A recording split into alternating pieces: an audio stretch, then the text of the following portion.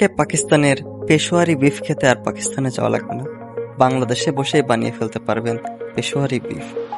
প্রথমে গরুর মাংসের ভিতর লেবুর রস দিয়ে গোশকে ম্যারিনেট করে রাখতে হবে। এরপর একটি হাঁড়ি নিতে হবে এবং হাঁড়িটি গরম করতে হবে। এরপর ঘি ইউজ করতে হবে।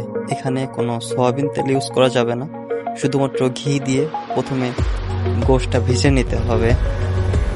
ঘি একটু গরম হলেই এর ভিতর দিয়ে দিতে হবে আগে থেকে ম্যারিনেট করা সেই গোশগুলা এবং আস্তে আস্তে এগুলো নাড়াতে হবে।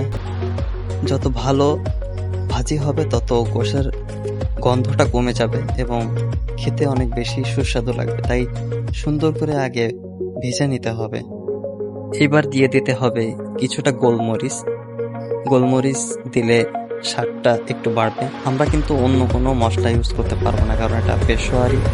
এখন গোশটিকে একটু বেশিক্ষণ ধরে সিদ্ধ করে নিতে হবে। এখন দিয়ে দিতে হবে পরিমাণ মতো লবণ। এরপর ব্যবহার করতে হবে আরেকটু ঘি এবং ঘি দেওয়ার পর সুন্দরভাবে একটু নেড়ে এর ভেতর দিতে হবে পরিমাণ মতো পানি। পানিটা একটু বেশি দিতে হবে, কারণ গরুর গোশত সিদ্ধ হতে একটু সময় লাগে। এরপর কাঁচা ঝাল দিতে হবে, এটা স্বাদ মতো দিবেন এবং সুন্দরভাবে মিশিয়ে এর ভিতর দিতে হবে আলু। আলু না দিলে পেশোয়ারের স্বাদই আসে না, তাই আলু দেওয়ার পর সুন্দরভাবে মিশিয়ে আর একটু জ্বালে দিতে হবে যেন এটা সুন্দরভাবে রান্না হয় এবং ঢেকে দিতে হবে।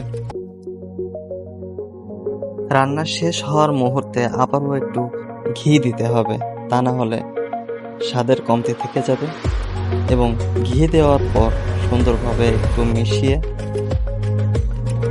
5 মিনিটের জন্য জাল দিতে হবে। এরপর তৈরি হয়ে যাবে পেশোয়ারি বিফ।